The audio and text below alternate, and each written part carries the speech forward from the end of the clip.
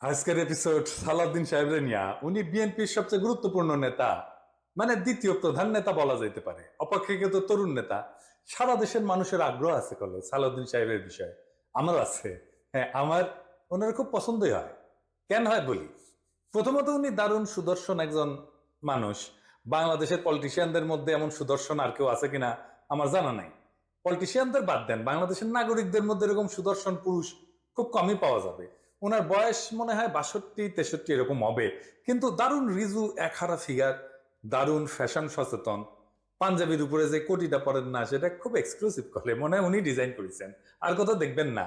নিজে ডিজাইন করেছেন আমার, আমি শিওর। ভবিষ্যতে সালাউদ্দিন কোটি হিসেবে এটা পরিচিতি পাইতে পারে। এগুলো তো গেল প্রশংসার দিক, উনি রূপালী পর্দার সেলিব্রিটি হইলে এই কথাগুলো এনাফ ছিল।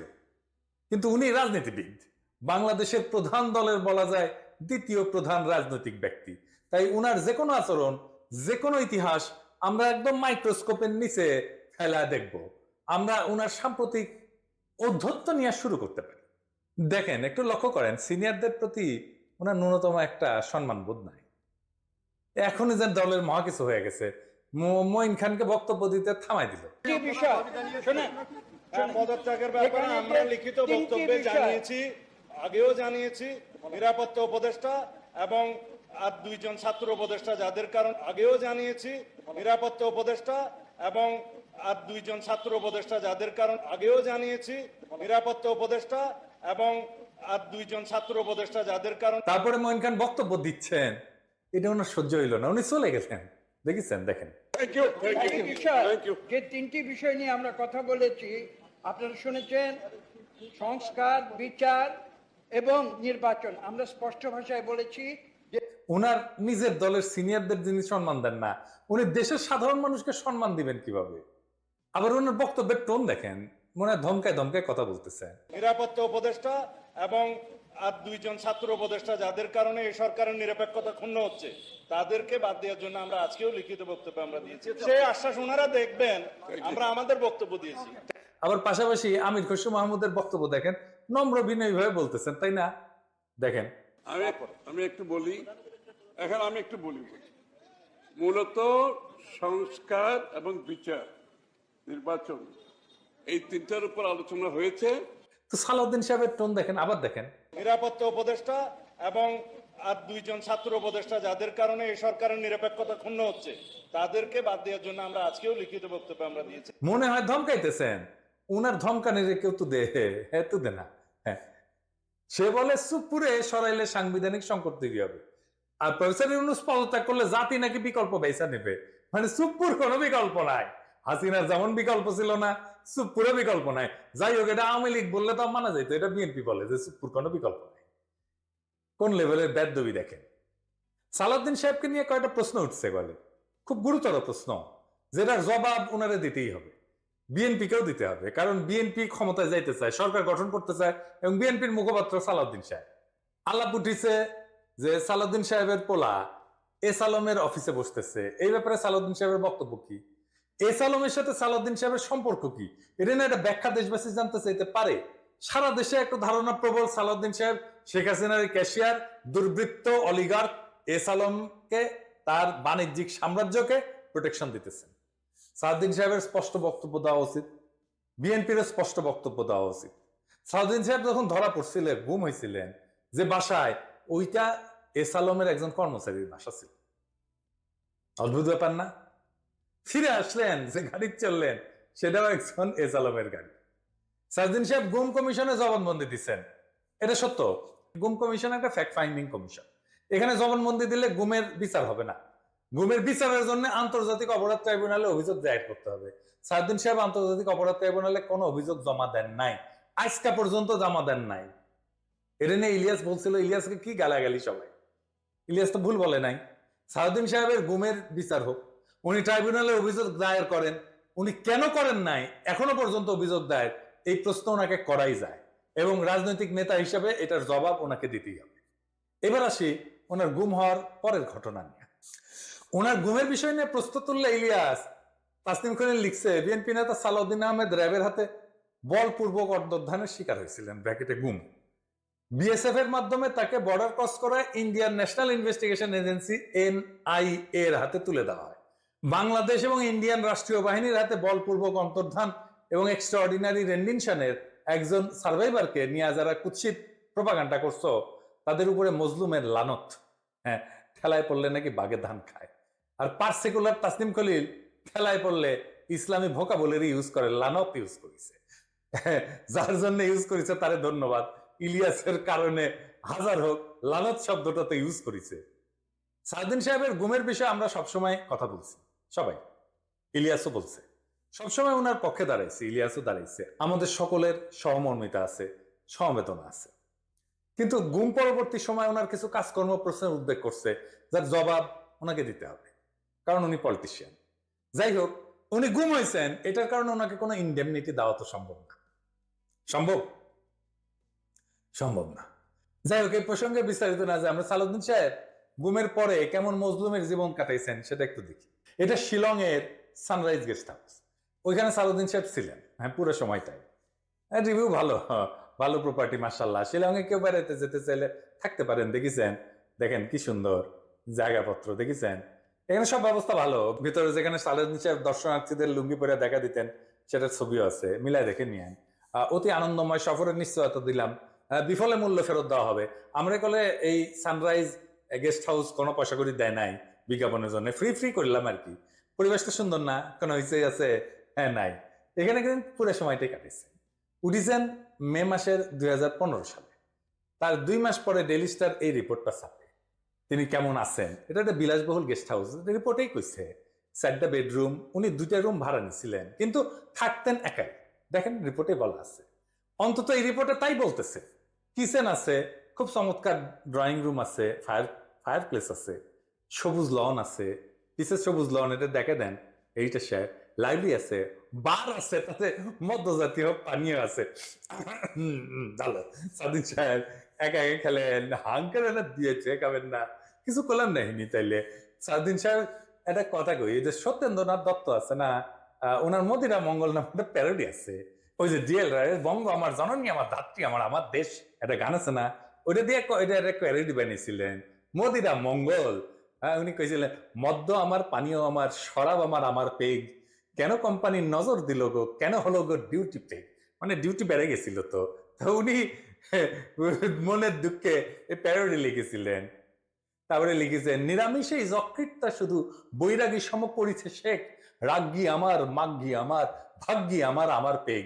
হ্যাঁ, আপনাদের প্রিয় রঠা, মানে রবি ঠাকুর, মানে বিএনপির প্রিয় তো। এই রবি ঠাকুরের একটা গান বলি আর কি। আপনারা নাকি রবি ঠাকুরের গানকে জাতীয় সঙ্গীত বানাইতে পারিয়া কৃতজ্ঞ, সেজন্য ওনার একটা না বললে কেনকা করে হয়। মানে শ্রীকুমার সভা এটা লেখা আছে, ওরা অক্ষয় বলে একজন চরিত্র আছে, ওই গাইতেছে। ওই গাইছে কি জানেন, অভয় দাও তো বলি আমার উইস্কি, মানে ইচ্ছা, অভয় দাও তো বলি আমার উইস্কি, 100 টাকা সোডার জলে বাকি 3 পোয়া হুইস্কি। হ্যাঁ, আমাকে না একবার খাওয়ায় না সালদিন সাহেব, 100 টাকা সোডার জলে বাকি 3 পোয়া হুইস্কি খাওয়ায়। এটা আমার উইশ থাকলো আপনার কাছে। পুরা বাংলাটা নিজে তো ভাড়া করেছিলেন, তো বাংলাদেশি টাকায় কত? 1.5 লাখ টাকা মাসে। আমার একজন পার্সোনাল অ্যাসিস্ট্যান্ট ছিল, ম্যানেজার ছিল, 2জন কেয়ারটেকার ছিল, 2জন মালি ছিল, একটা হাইলি সিকিউর্ড এরিয়া, কাছেই এয়ারফোর্সের অফিস, আর কম হয়েছে একটা গোয়েন্দা সংস্থার অফিস। আমরা ধারণা করি এটা রয়্যাল অফিস। কে রাখলো ওখানে ওনাকে?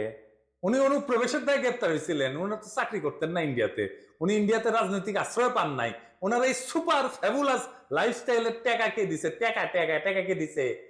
উনি আয় করেন নাই, তাহলে টাকা কি বাংলাদেশ থেকে পাঠানো হয়েছে হুন্ডি করিয়া? হুন্ডি আপনি করতে পারেন, এটা অর্থ পাচার না? এইগুলো লেজিট এবং বৈধ প্রশ্ন।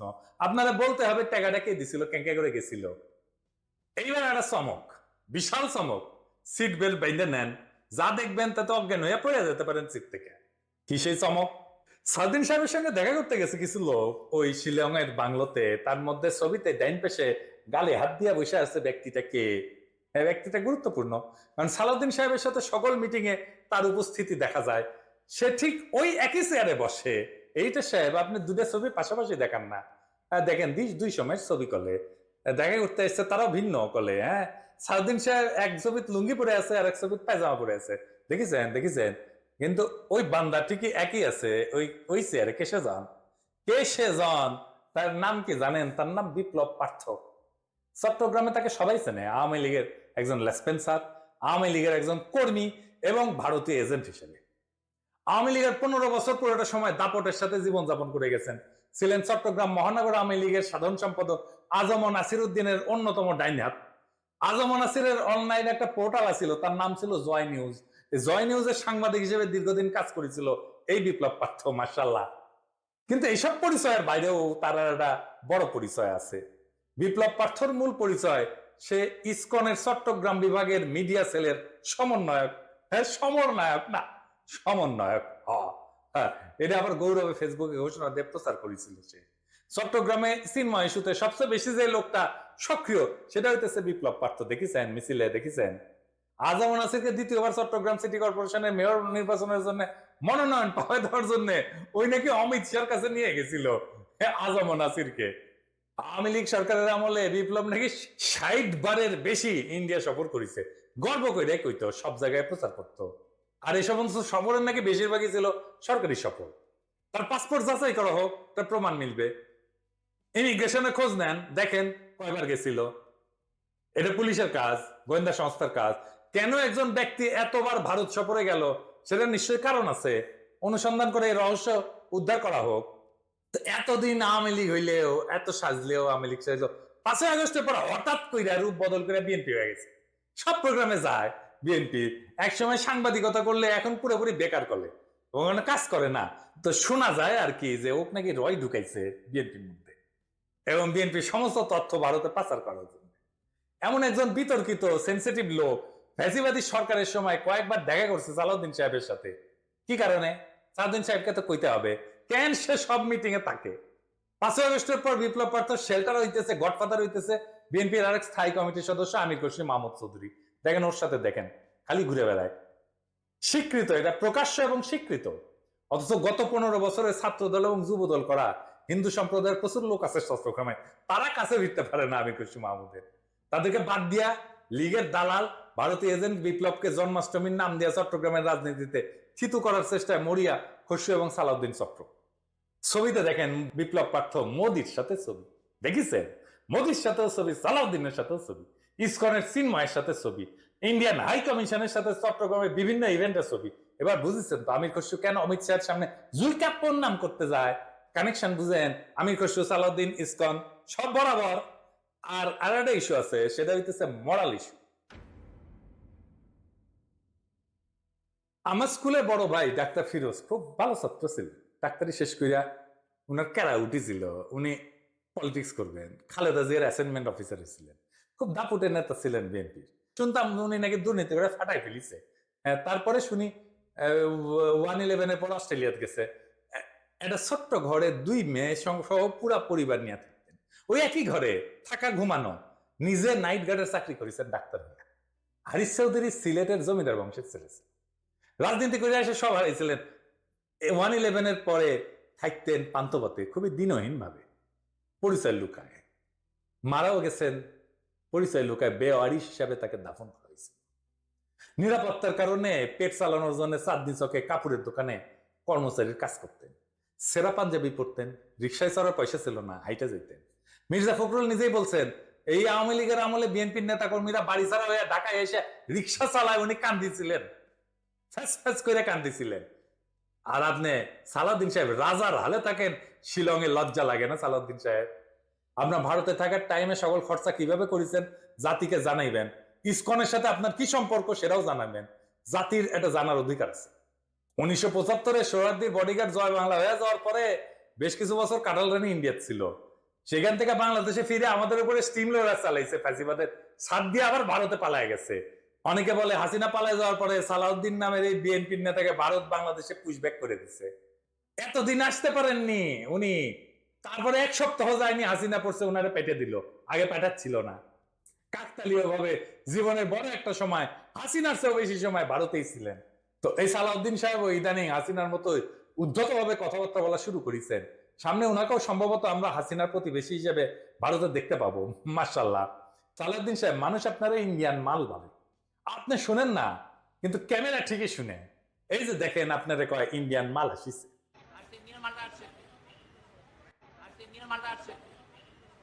একজন নেতার চেহারা, পোশাক, স্টাইল, ফ্যাশন এই সমস্ত ইতিহাসের পাতায় জায়গা করে নেয় না। ইতিহাস মনে রাখে নেতৃত্বের সততা, আত্মত্যাগের পরিমাণ, আর সেই নেতার অবস্থান দুর্দিনে কোথায় ছিল। সালাউদ্দিন আহমেদ নিঃসন্দেহে গুমের শিকার হয়েছিলেন, সেই সময় দেশবাসী তার জন্য কাঁদছে।